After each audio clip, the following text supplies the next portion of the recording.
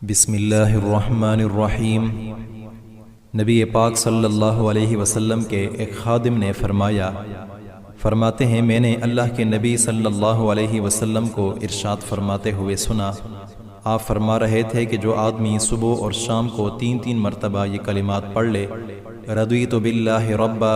وبالاسلام دینا وبمحمد نبیا، تو قیامت کے ہولناک اور خوفناک دن میں جہاں نفسی کا عالم ہوگا، جہاں کوئی کسی کا پرسان حال نہیں ہوگا، ہر شخص پر خوف اور لرزہ طاری ہوگا، تو یہ کلمات پڑھنے والا شخص قیامت کی ہر قسم کی فکر،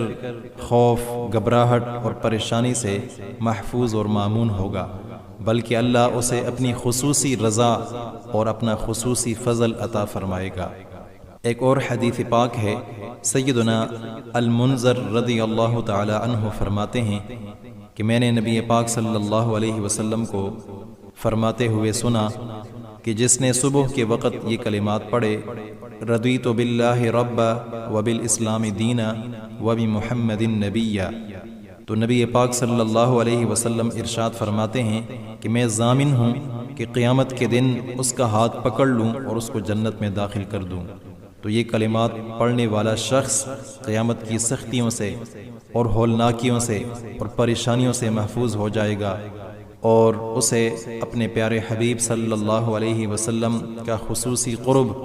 اور آپ کی خصوصی توجہ بھی حاصل ہو جائے گی۔